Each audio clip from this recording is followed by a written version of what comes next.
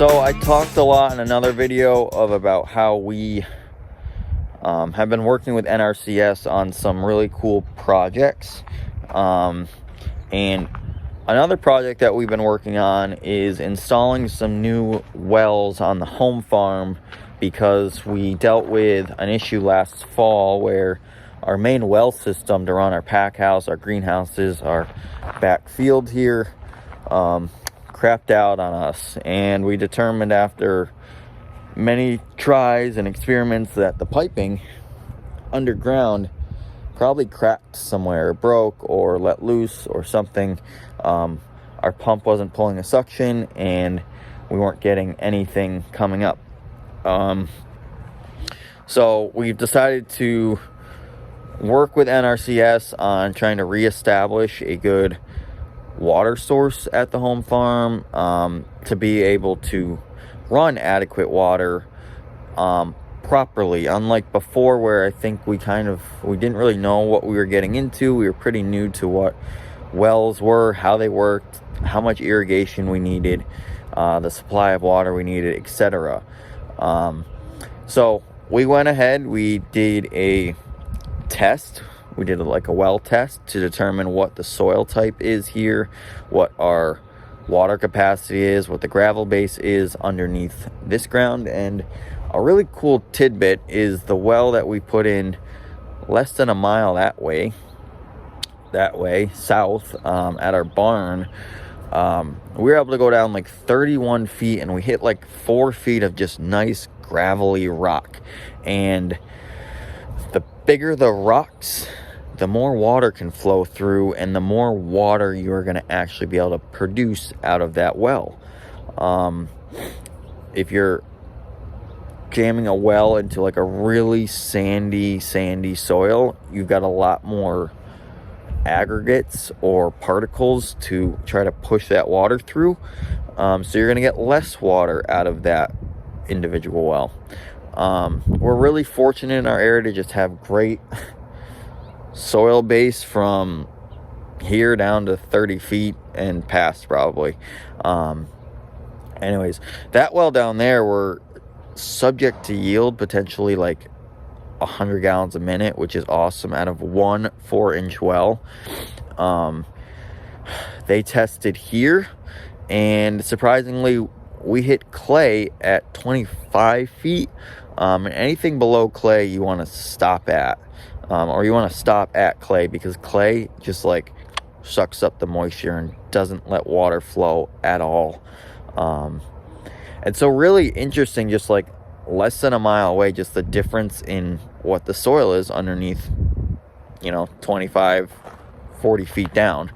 So anyways, what I'm getting at is we worked with an awesome company. They came out, they did the test wells. We determined with the contractor, or the engineer, I should say, on what we needed for wells here to do what we wanted to do. We've determined the pumps we want. We are going to be running a submersible pump out of this well here. This is going to run our pack house, our greenhouse, and a number of our high tunnels.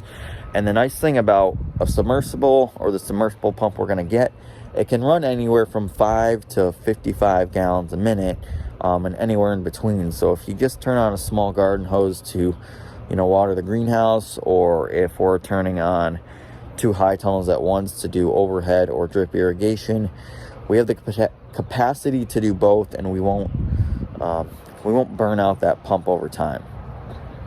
With this well over here, again, I should say both these wells probably have the capacity to yield close to 100 gallons a minute as well, which is just, our engineers like jumping up and down, like so awesome. Like, it's a lot of water out of one well. We're just really fortunate. This well right here, we are going to be running a 5 horsepower irrigation volume pump, if you will, surface pump that's going to be in our pump house.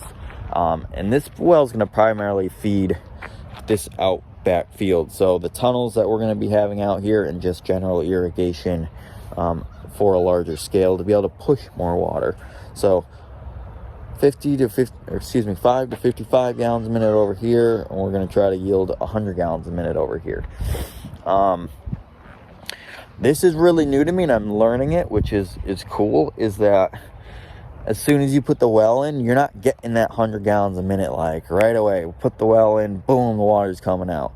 Yeah, we've got water pouring out of here, but what we have to do next, and we've already done it on one of the wells, and we're working on this one right now, is we're actually working on developing the well, it's called. So what we are doing is essentially we're taking all the fines. So when they drilled the hole down and they pushed this sleeve down in the ground, it disturbed that soil around there. So all the small fines and whatnot kind of just trickled down into the bottom or got disturbed and is now just mixed up in that well area.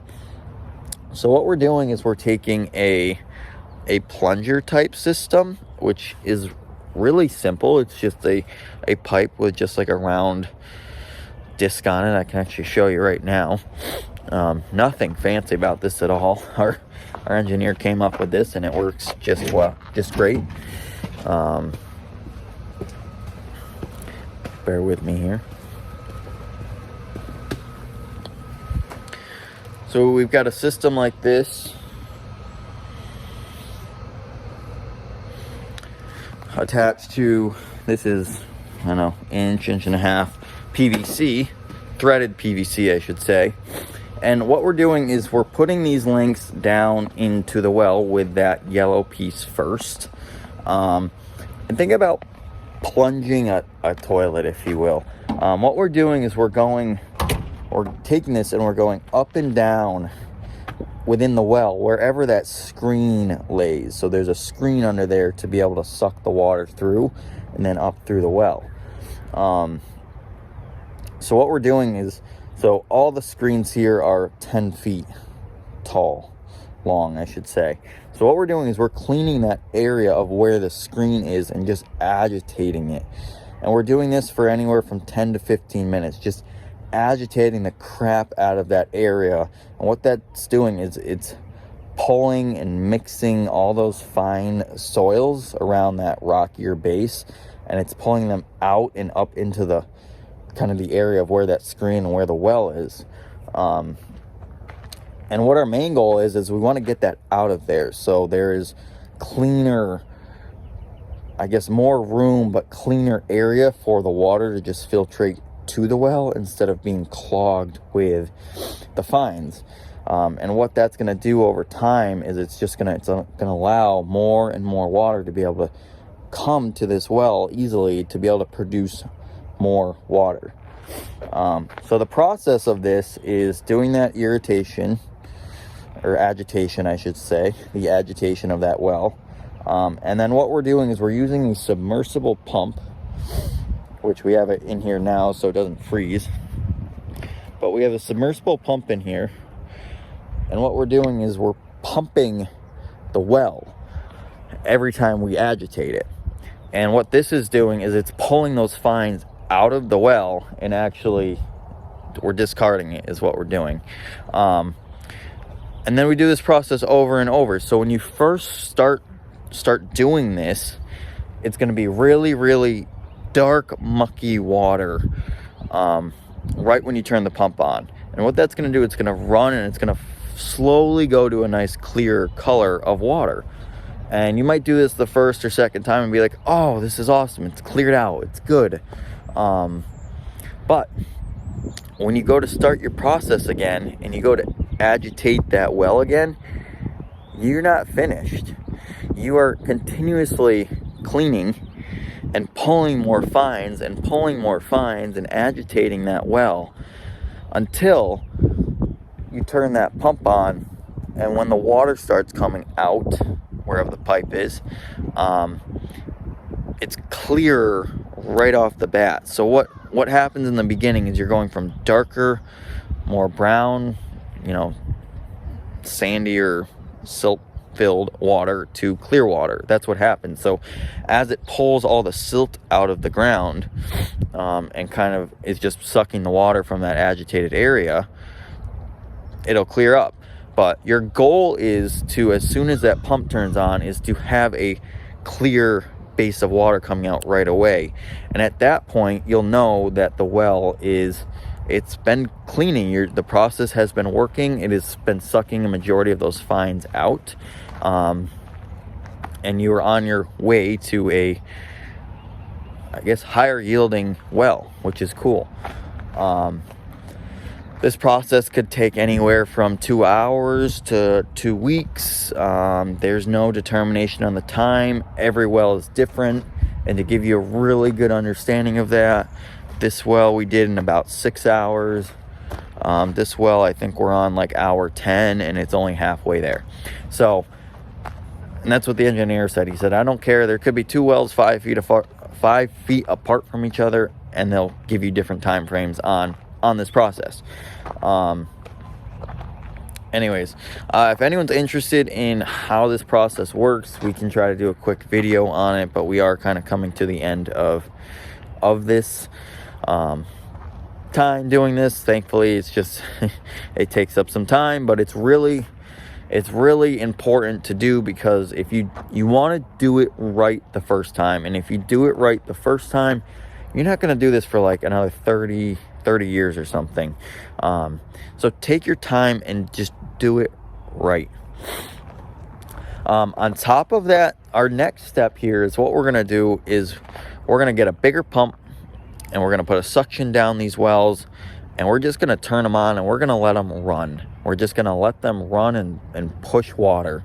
And what this is going to do is it's just going to open that cavity a little more underneath the ground, be able to push some more water out, and just continue to develop that and help increase that volume of water. So, long story short, I'm really excited to see how much water we're going to get out of these wells. I've kind of planned for the potential yield that they're going to get, but we really won't know until we finish these developments and know what we're running, how much water we're getting, and really what we're going to need for pumps. And we could come down and say, hey, we need to put another well in because we're not getting enough, and maybe we put another well in, and then we can get to that 100 gallons a minute.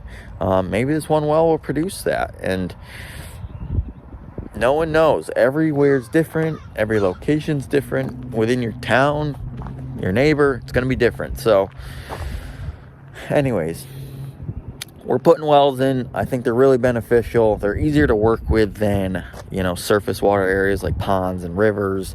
You can just set up systems, plug into them, fire them up, and you're off and running.